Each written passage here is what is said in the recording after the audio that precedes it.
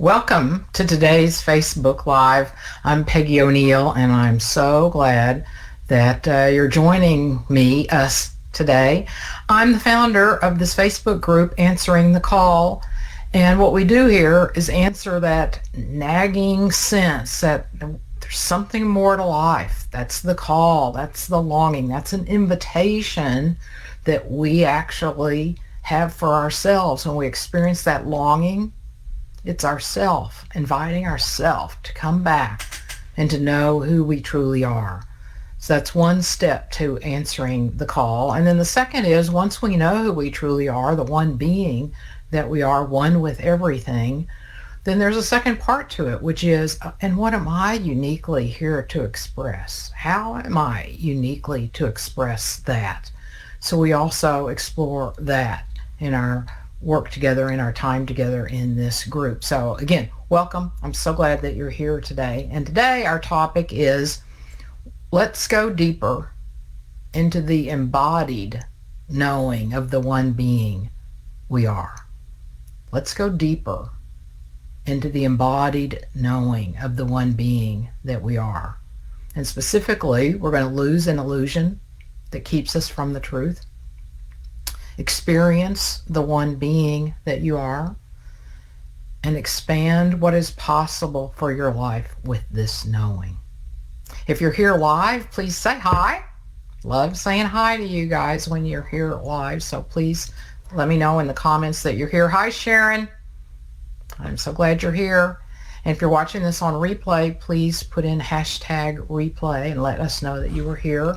If you have any questions at any time, during the video or on replay, please put them in the comments and we'll answer them as well.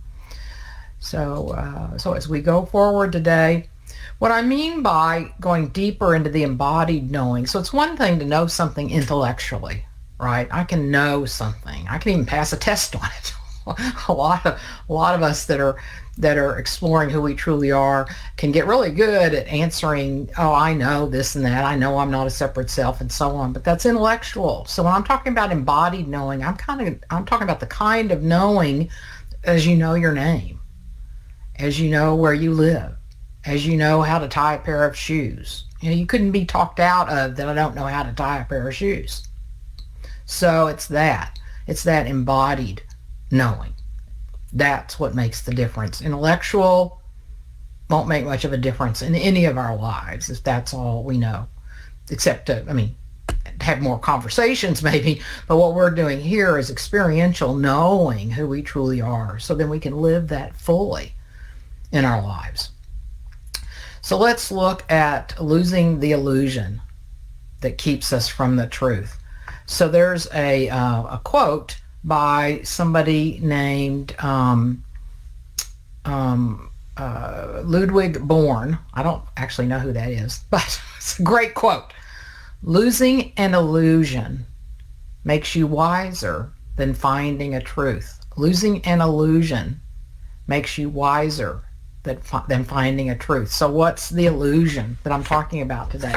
It's this one. So let's see how this goes. I've been attending somebody else's webinars where they're doing this. Let me see if I can get this, because I like to write on whiteboards and so on, and so being on Zoom has kind of cramped my style here. So anyway, so the illusion is that we are separate, autonomous individuals. The illusion is that we're separate, autonomous individuals. Now, it seems real to us, right? That we're separate, that we're individual, this individual body. But what if that's just an illusion? What if, because of what we've been conditioned to believe and how we've been conditioned to interpret our senses, that we have been living with an illusion? All the great wisdom traditions and now science tell us this is an illusion, that we're separate and autonomous. We also think there's some sort of freedom in that. Oh, I'm free, I'm separate. But in actuality, this sort of freedom is a form of of a prison. It's a trap that keeps us from being able to be fulfilled and live fully and freely as who we truly are, because what is actually true is we're intimately entangled with everyone and everything. Think about it. We're always being influenced by other people, activities, a TV show, an article we read, wind on our cheeks. We feel different when wind is on our cheeks and we're paying attention. So we're always influencing and being influenced. We're one mind, one entangled mind, one entangled being. It's an illusion that we're separate. And if we examine it, then we can find out that it's an illusion. So let's look. Let's look. Right now, you're hearing me, right? You hear, obviously, you hear me. But where's your experience? See, this is where we've been conditioned to pay attention to concepts, to the concepts we learn. So the concept is, I hear Peggy out of a computer. Or I hear Peggy, she's now in Fayetteville, Arkansas. Her voice is coming from there. That's where I hear her, from there. And yet, what we do here all the time is look at our direct experience. That's what's going to inform our reality, the truth, not the concepts. So the reality is, so right now, check for yourself. Where in your experience do you hear me? And for some of you, you've heard this 100 times from me. That's okay. One more time just helps it sink in that much more. So let it sink in again. Wait, where do I hear Peggy? Where in my experience is the hearing? And it's where you are, right? Anybody experience hearing somewhere else? Again, we want to think we're hearing it. Maybe we might even say in our ears, but it's in your being, right? It's not just right here in an ear. You hear in your whole being. Now let's check with seeing, another sense. Again, you could say, well, I see Peggy in the computer. Okay, that's a concept. What's the experience of seeing Peggy? Where do you see me? Go to your experience. Go to your experience. Don't be a smart rat. That gets you nowhere. Go to your experience. Where do you experience seeing me? Right where you are. So this is the value of direct experiential self-inquiry, is it starts changing our experience, altering our reality, altering our understanding. That's what we're always doing. Getting away from concepts, beliefs, what we've been taught, what we've been conditioned to believe, going to our own experience. So in your own experience right now, you're noticing, oh, it's all over here is where my experience is. So we can go to another question, which is, can you separate yourself from your experience?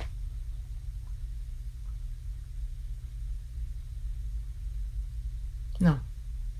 Can you separate yourself from your experience of me and this what's happening on the video? No. Can you separate yourself from your computer or phone right now? No. You have a concept, I'm holding the phone or I'm looking at the computer, but in your experience, where is all of that occurring? Right where you are. You can't separate any experience from anything that's going on. When we let that sink in more and more and more, you can do this over and over throughout the day, every day, just constantly doing this in a fun way, not trying to get somewhere, but so that you can reveal to yourself and know in all your being reality. So the illusion is that we're separate and autonomous individuals. I played with this a little bit before we started, but doing it for anyway. All right, and then So what is the insight then? So we have an illusion, which is really more valuable than the insight, is dissolving this illusion. And then the insight is that we're all one being. That we're all one being. Just like right then, you could not separate yourself from your experience or the experience of this interaction of what's going on right now. So letting that sink in. So now, so you've been in the process of experiencing the one being with that, and let's go another step with that. If you are not driving, then I invite you to close your eyes. If you don't want to close your eyes, then focus your eyes on a place on the floor, on the wall, 6 to 8 feet in front of you, and relax the muscles around your eyes. And as you have your eyes closed, just allow yourself to notice the sensations that we typically call our body.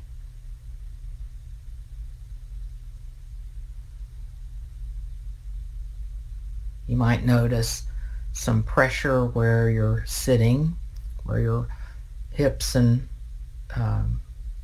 buttocks are touching the chair, where your back is touching the chair, your feet on the ground, maybe your arms in your lap. You might notice some pressure there. And now, without using your memory, try to find the edges of your body. Again, a concept, you might try to think you can see, that, kind of imagine the edges of your body, but forget all that. Forget that you ever knew about a body. And right now, in your own experience, do you experience any edges of your body?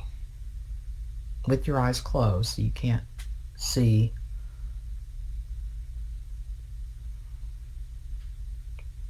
So probably not. So far, I haven't found anybody that could experience the edges of their body with their eyes closed. And now allow yourself to feel the reality of merging with what we have called is around us. Allow yourself to experience being one with the field around you, the whole field, source.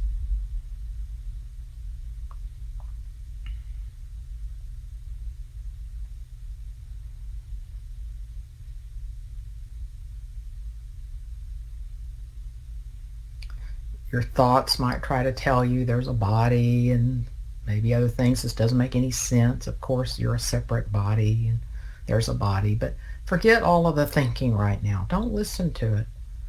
Allow yourself to actually experience. That's where the truth is, where reality is, our experience. Notice you don't feel any separation from anything with your eyes closed.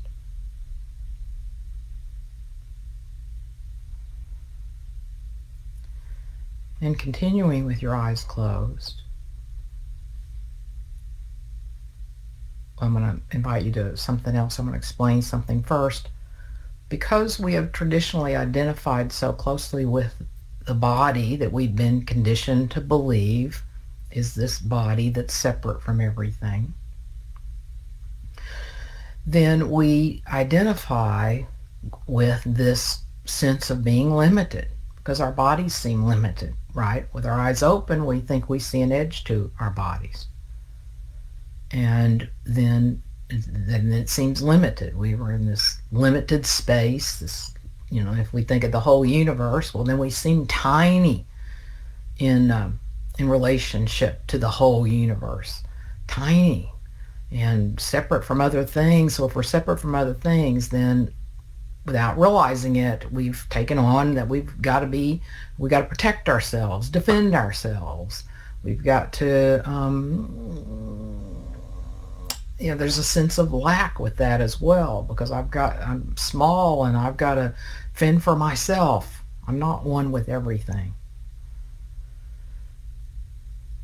So as we dissolve the illusion of separation and allow ourselves to embrace this insight and then our experience of oneness as we merge, I call what you're doing right now the merging meditation. We merge with everything and let that sink in, that sense, that your real experience of feeling one with everything.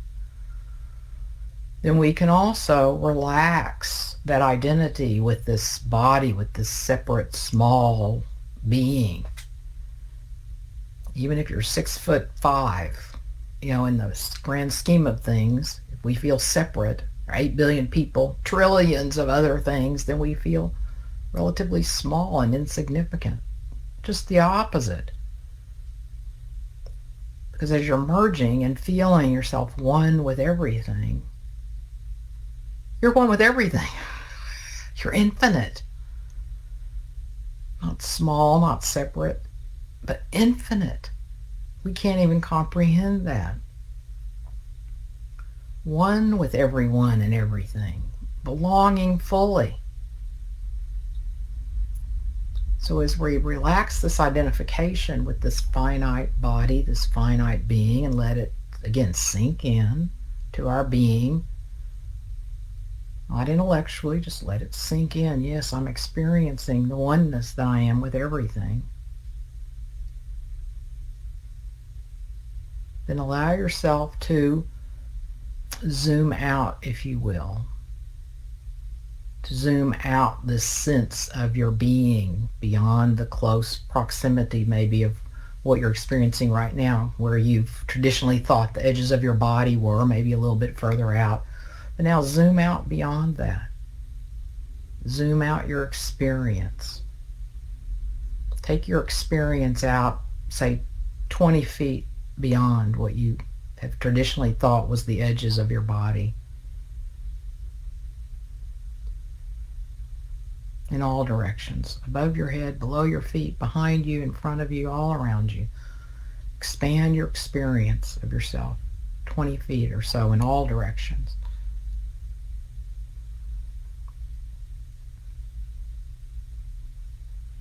Now 100 feet.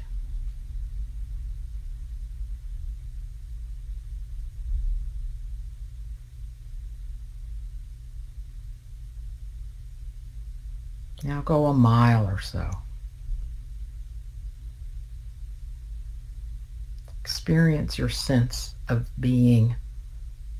I'll go ahead and call it a self. There's a sense that there's something that you are. Okay.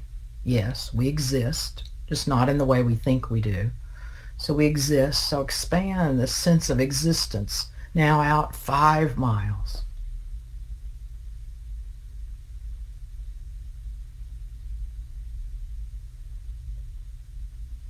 Now as far out as you can go.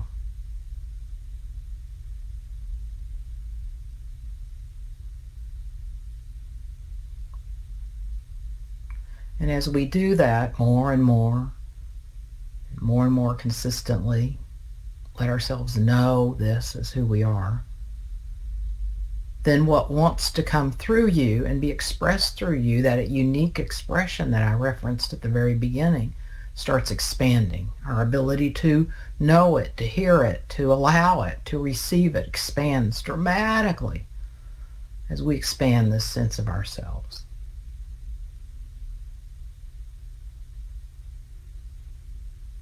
So we expand what's possible for our lives as we embrace and embody this understanding of the one being that we are and our experience of this expansiveness.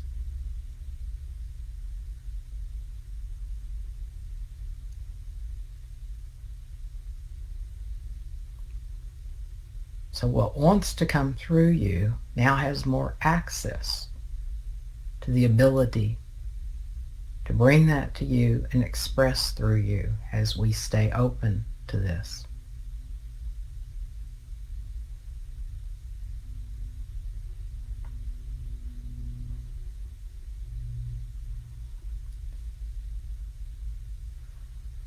now, I invite you to continue to experience the expansiveness of your being. And when you're ready, open your eyes. And I'll review what we've gone over today. And if you have any questions or comments, I'll see what those are in just a moment. So we've been exploring going deeper into the embodied knowing of the one being we are. We talked about losing the illusion that keeps us from the truth, experiencing the one being you are, and expanding what's possible for your life with this knowing. So, any questions or comments? Again, if you're watching this on replay, please put in your comments, questions. Okay, well, thank you for being here today. And our next free, well, I might change the, no, let's see, January, February. The next free workshop, oh no, that's February the 18th. So our next 90-minute free workshop is February the 18th. It's on a Saturday. If you're interested, please DM me or put something in the comments. And also, if you're ready to take this on, to live this fully as who you truly are and embody it, and we work with other illusions and other exercises and experiences to help you know who you truly are so you can live as that, then DM me and I can talk about how we can work together. I work one-on-one and have a wonderful praxis with wonderful people in it, a wonderful community of people who truly live this and embody it, and we'd all love for you to join us. So let me know if you're interested and we'll have a conversation. Sharon, when you're expanding, how do you keep from making it a concept? How you keep from making it a concept is the experience. The experience. So if I'm just telling myself I'm expanding but don't also experience it, then it's a concept. But if you're experiencing it as you're expanding, then it's not a concept because it's an experience. We need words to help, like for me to invite you to that or for you to think about what to do. I mean, at some point over time, we won't even have to think about it because you'll do it so much, it'll be natural. But often along the way, could be several years before it becomes so natural. Takes us a while for it to become natural to believe we're separate. So it takes us a while for it to become natural for us to believe and know in all our being and experience that we're one. But that's what takes it away from a concept. So does that answer your question, Sharon? Did I understand the question and give an answer that satisfies it?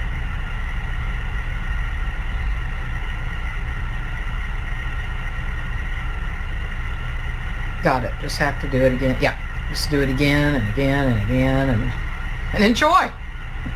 Enjoy. And then the other component to it is sometimes it really feels good. You know, you probably noticed today. I mean, for me, it does every time. So we also want to not do it to feel better.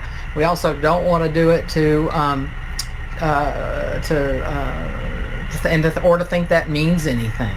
And yet, we do actually usually feel better and more expansive, but we do it so that we know who we truly are and can open to who we truly are and live as who we truly are, not to try to get to some sort of other feeling. So, but that's usually a side benefit, and we sometimes try to hold on to that and make something of it, and once we do that, then we're back to a separate self, believing we're a separate self, then trying to reinforce the separate self by trying to feel good. Hope that makes sense. So we just let that go. That might come to us. That's okay. We just let that go and remind ourselves what we're truly up to. You have said before that it's the space between thoughts. Yeah, the same thing. Exactly, Sharon. Thanks for adding that to the discussion. Yeah, you can have another sort of experience of this with sitting and then and just relaxing our attention. Technically, we're not doing anything. We have to use words for it again. So I say relaxing our attention, but what we're really doing is doing what's natural. What's unnatural is to put our attention on something, believe it or not. That's not naturally who we are. That's something, again, we've been conditioned to do over time. Think about it. When you're an infant, or even when you had a child, if you had a child, we're told, look at the plane, look at the bird, look at mommy, look at daddy, on and on. So we're trained, we've been conditioned to put our attention on something outside of us, or seemingly outside of us. But that's what helped create the belief that we're separate and that there's something else outside of us. Again, nobody's done anything wrong. It's thousands and thousands of years of conditioning that was necessary apparently for this sort of being to survive. But what we're doing now is dissolving the illusions that are now keeping us from living as who we truly are, and causes us suffering, and suffering in relationships, and the degradation of the planet. So we're dissolving these illusions so we can live as what's possible. So anyway, I got a little off there, but so it's also, so I was talking about relaxing, but what we're really doing when we're relaxing is just a reminder, really, to be who we are, which is the spaciousness. Thoughts arise in us, and we've been conditioned to put our attention there, when what's natural is for us to be, let's say, the holding space, to be the sky that the clouds are in, so to speak, to be the space in which thoughts arise, and then they arise. We've just been conditioned to focus on them. And what we want to do is just allow them to be there. Allow them to be there. So thank you for adding that. All right, anything else? Okay. Thank you again for being with us today, and we'll see you next week. Have a great week.